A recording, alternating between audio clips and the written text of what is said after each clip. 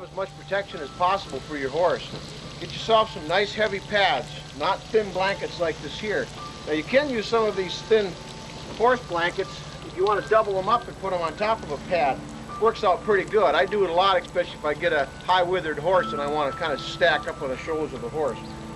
But first thing is just basically throw the pad on so that you're a little bit farther forward of the horse, and then move it back. And what this does is it allows the grain of the hair, or I should say the hair of the horse, to settle in the right direction. We're using basic Western saddles, but stand on this side of the horse, and I'll use my knee here right on the back of the saddle here. Just kind of kick the saddle up on top. Goes right straight down. Now if you notice the position of my saddle, you want to make sure that your saddle is centered on your blanket. Right here you can see that the saddle extends past the blanket extends past. Just some basic safety tips around the horse. If you notice when I'm walking around this animal, I'm staying pretty close to her. If she were to kick out at me, it wouldn't be more of a kick, it'd be more like a push. Either stay real close to an animal. If you know if it is a kicker, get 6-7 feet away. You're gonna have a breast cinch down here. The camera can't see it, but just a couple rings down here on the breast cinch. Those rings want to be centered right here on the horse. You know, if it's off to one side or the other, it's not going to carry well. It's not going to feel the same. Putting the saddle on, when you secure it to the animal, the first thing that you put on is your first cinch, your main cinch. All right, that's the first thing you put on, and the reason for that, you get that in place, get it cinched down, and if while I'm doing all this, if this horse were to have a problem, come undone on me, the saddle would stay on. I would cinch once, and then just before I go on my ride, I tighten up and cinch again. Make sure it ensures that you've got a nice tight cinch before you go. I do my rear cinch next. Now where this is to be adjusted, about like that, you should be able to slide your hand and get between the rear cinch and the belly of the horse. Now I've got a strap that connects my rear cinch and my front cinch, you can see.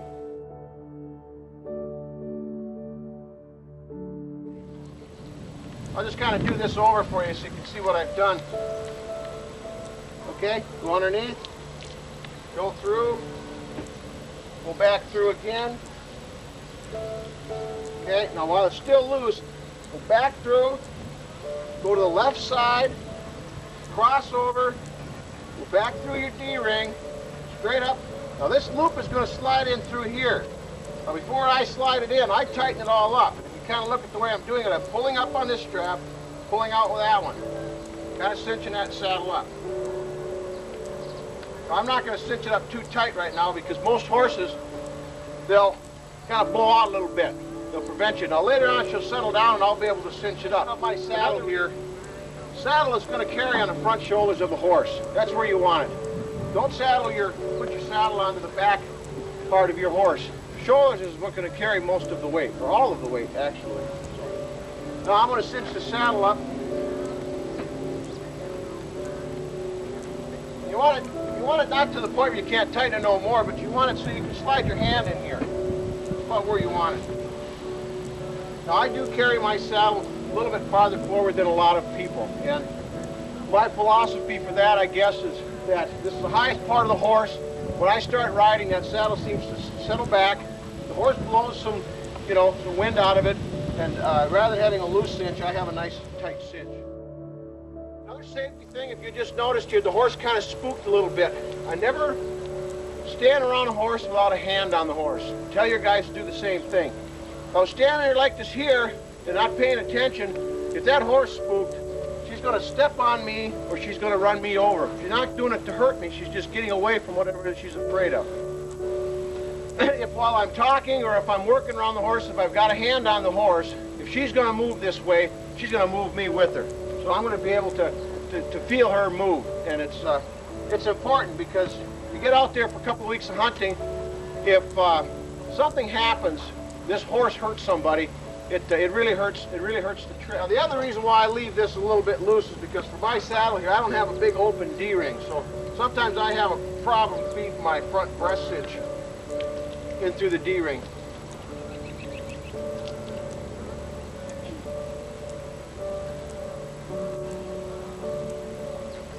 Okay, now before you tighten your saddle up, make sure that you take your blanket, pull that straight up into here into your saddle. The reason for that is that the blanket's going to be on that horse's withers like this here. And when you get on the saddle and it starts pulling down, it's going to put pressure on the withers and you'll gall the horse. If you pinch that blanket up like this here, when the saddle settles, it gives that blanket a little bit of room so it's not carrying right on top of the withers of the horse. Show you how to bridle. I don't know what kind of bit you're going to use on these horses, but I've had pretty good luck with, it's called a Tom Thumb snaffle, and really any snaffle bit, which is just a ring and a split snaffle, and it's kind of a side pull snaffle. Now, I've had good luck with them.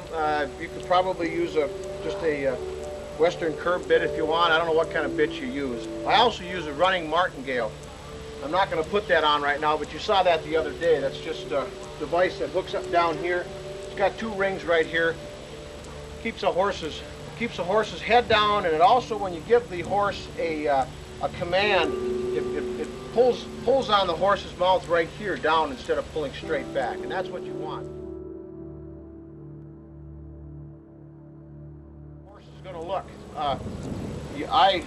You know, it doesn't look too good with this halter on. Obviously, most people will take a halter off and they'll put a bridle on, and then put, you know, later on take the halter back off, take the bridle off, put the halter back on. My point is, leave your halter on. Don't take it off. From the time that you leave your property, go to the mountains and come back, that halter should never ever come off of that horse. The reason for it is you've always got yourself a tie. If you went up in the mountains and did like they did in the old Western days and take your leather rein, get yourself a lead rope. Make sure you get yourself a long one. This is just about a 10-foot lead rope. And the reason for this is if you're got to walk your horse over an obstacle, you want to walk your horse one of two ways. Right up close like this here with your hand on the lead rope and the horse alongside of you.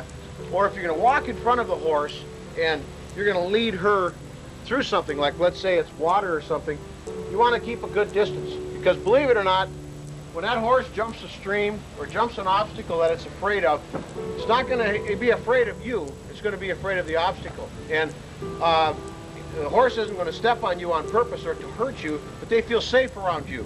So while they're jumping, they might jump right on top of you. Here's a knot. I'm sure you know about it, but it's something that you're going to have to know out into the mountains.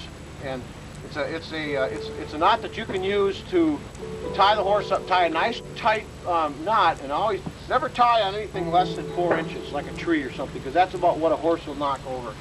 But you go over the top here like this here. Go on the outside. Just slide this in like this here, okay? Now I'm going to tighten that knot up, slide it like this here. You can see I've got a good tight tie. Now, just for safety reasons, if this knot were to come undone, I'm going to take the end of this and I'm going to slide it through the loop. I've got my lead rope here. It's always going to be on the horse. Whenever I ride, I've always got the lead rope ready. So I can untie it and lead the horse where I want to go. Now, some people tie the reins on their horse like such. If you want to do that, that's fine. A lot of guys are afraid of losing their reins, so they'll tie the reins up, you know, and use them. I use a real long rein, and the reason I do is I never lose a rein. I drape it over each side, but also if I were to fall off or something were to happen, that rein's going to work its way down here, and now the horse will step on it and it'll stop the horse. You know, if she steps on that rein, tries to go forward, she can't go anywhere. She's basically stopped. So that tells her it's ground tie. Lead rope, because I can use it as a hobble. It's a very useful tool for a hobble. And I'm going to rezoom this camera in down by the feet, and I'm going to see if she'll hold still for me momentarily. And I'll show you how to hobble a horse with your lead rope. It's an effective hobble, especially if you're stopping, like let's say for a little lunch somewhere and you start a fire for a couple hours and you want your horse to be able to graze. You can hobble, tie one up to a tree and hobble the other one, and you don't even have to bring a set of hobbles. She stands for me. She wasn't much to hobble. She didn't like putting on the hobbles. I mean, she wasn't violent or anything, but when she got them on, she didn't seem to like it. But we'll see how she works with this lead rope. Now when you hobble with the lead rope, you see it's even right here. And the inside I'll tie just a real simple knot right there, not tight, just so that her foot can't get through it. Tie another knot.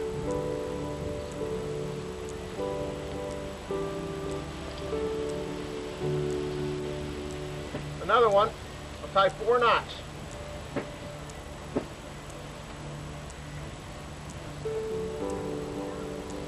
Very simple. Now I'll tie her other foot. Same, just a very simple knot, just so that her foot can't get through. There we go, just like that. Now you're going to have some excess, and I'll just kind of run it around on her foot just to get it out of the way like that there. Now I'll zoom the camera up real tight so you can see what that looks like.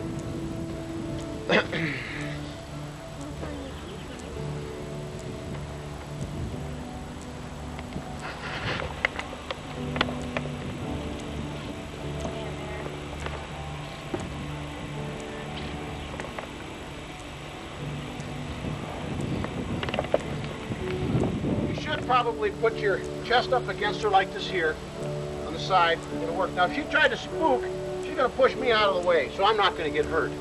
I wasn't quite cautious enough with my knee down on the ground, because with my knee on the ground I can't spring up out of the way as quick as I'd like to.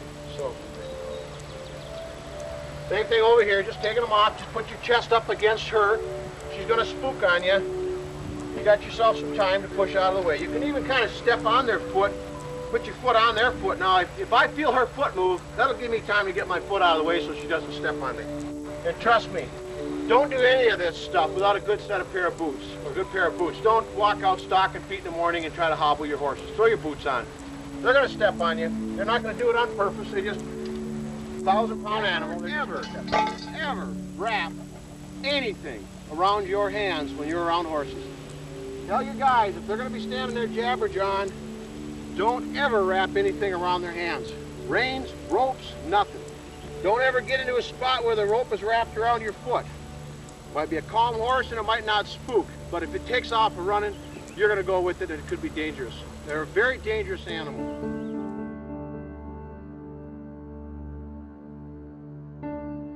Underneath their legs, I want them not to worry about that. It's not going to hurt them at all. You'll be in camp and the horse will be tied up and you'll have your rifle on here and might have a plastic baggie, sandwich bag, you roll across the ground and come underneath their feet. And boy, the last thing you want is that horse to flip out on you and bang your rifle and bust your rifle up on a tree. That ruins your trip. So these are some of the things that we're trying to do with these horses. I'm going to take this tarp out. Now, Nouget last night, he walked on the tarp. I'm going to see if I can get Dune to do it. Now, she's never done this before, and we're hoping that she'll trust me. And maybe some long grass she's afraid of, maybe a river stream with some rocks. It could be a heavy clay area. You might get rain someday, and it might be a darkened area. This tarp represents something that she's going to be afraid of. And you're going to see what I do to convince the horse to come across and not be afraid of whatever it is they're afraid of. So you can shut that off or off. Turn it on, Yonder. Mm-hmm.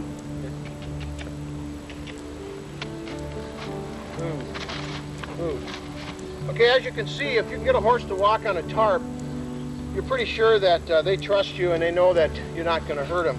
Now, like I said, with the 10-foot lead rope, you can imagine being in a spot where that horse is going to be afraid of. If they stretch out, and stand straight out and looks like they're going to leap, get the heck out of their way, because sometimes you can't get them to ride through something, but for some reason you can get them to lead through it. Because they see you walk on it first and they figure that, you know, it's safe.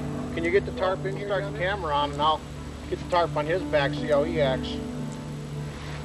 I'll run him green, see what he does here. He's a pretty calm horse. He doesn't seem to be afraid of much, but I'm going to stay at the end of the lead rope here anyway, just to see. Pride's been ponied around. He's pretty inquisitive. He wants to know what's down on the ground. We let him sniff and check things out. Pretty trusting animal. He's also very sure-footed. I can see Pride working out real well.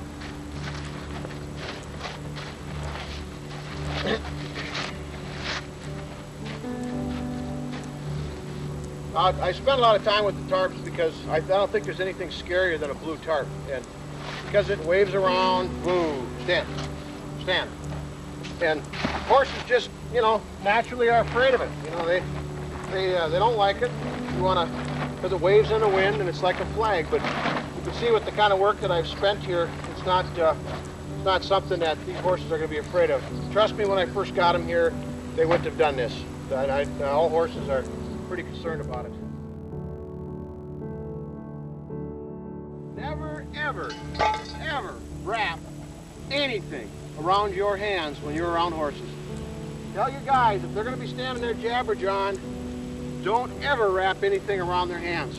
Reins, ropes, nothing. Don't ever get into a spot where the rope is wrapped around your foot. Might be a calm horse and it might not spook, but if it takes off and running, you're going to go with it and it could be dangerous. They're a very dangerous animal. You're going to hold the lead rope, hold it in your hand like this here, double it up here, double it up here, double it up here. Okay, now you see as I'm walking along, now if he come undone and took off on me, that's what I got right there. There's no way I'm going to get that rope wrapped around my hand. If I've got it wrapped around my finger, you can see what's going to happen. He's going to drag me, he's going to break my hand, my wrist. I'll get tied up around his hoofs, probably kill me.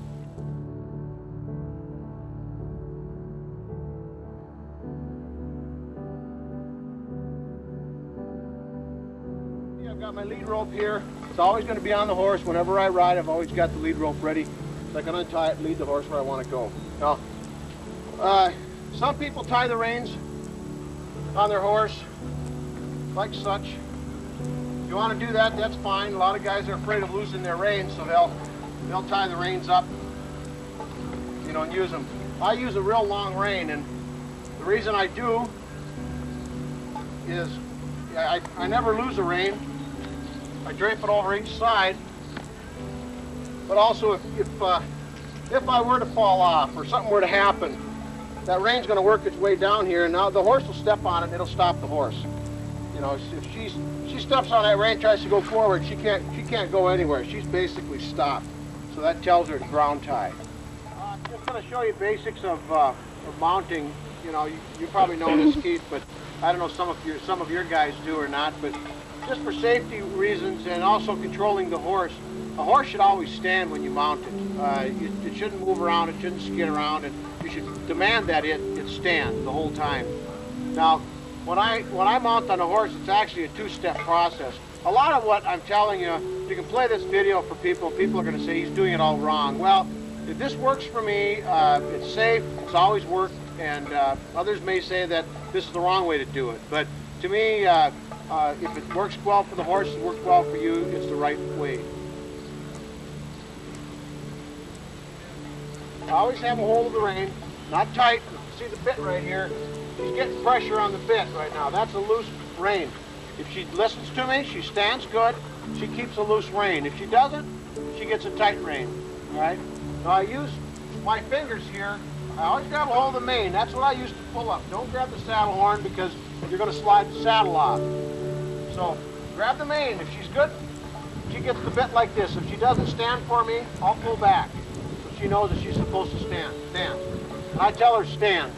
Stand means don't move, obviously. Put your foot in. Don't bury your foot in. Just get this part of your foot in. Stand to the side. Now when you mount, watch your foot. Stand. If when you're mounting, your foot is going to hit him right here, that's a cue to go. So if you're having problems with mounting a horse and it's not standing, it's probably because you're giving it a leg cue to move. So make sure your foot doesn't come around here and hit it in the side. Stand. And again, I tell her to stand. I put my hand over here behind the saddle, 3 hops, up like that, stand. Now that's the first step of saddling, stand. The second step, bringing your leg over, stand.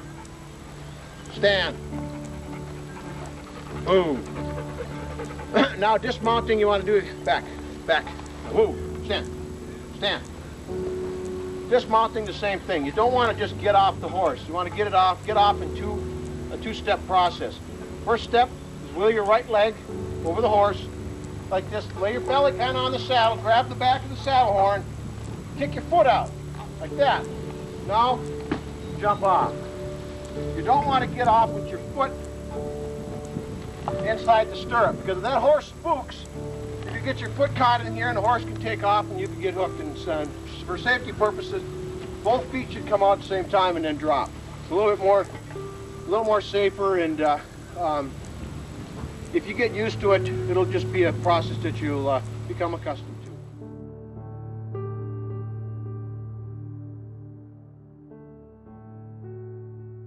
Okay, we've got ourselves some hills here. I want to spend some time showing you here just kind of the basics of going up and down the hill with the horse. Hills can be dangerous. These horses, I spent quite a bit of time going up and down the hill, getting them accustomed to my weight or a rider's weight, so that they go down at a good pace and they go down carefully. Now, you got to remember, going down a hill, you always want to keep your body perpendicular, to level ground. If you're going down a hill, if you lean forward, it's going to put excess weight on the front shoulders of the horse, and they're going to get clumsy. You want to lean back, but you don't want to lean so far back that you put weight onto the hind end. So, as you watch me go down here, you'll see my weight and what I do to go down a hill. Leaning back just a little bit, got my feet out.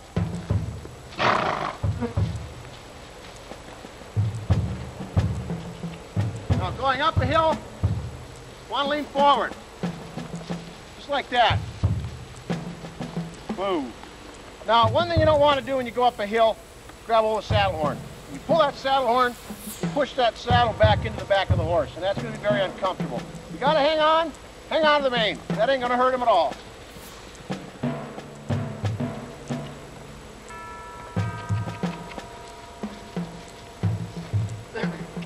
Don't let him trot downhill, make him walk.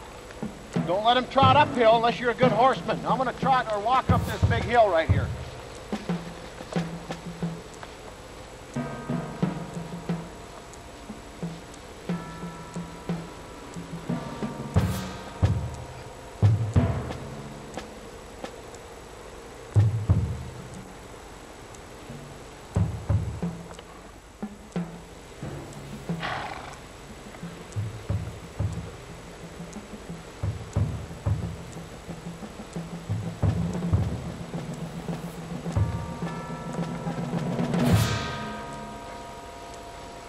Go down hills, make sure you keep your feet out in front of you like that. Heels down, toes kind of pointed. I'm moving my feet back when we're going uphill.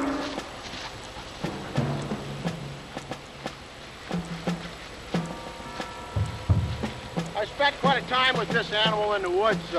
She really handles well. I envy whoever gets to ride her in the mountains. Very good horse. Like the other ones, they're all good, but I kind of got a little special like for her.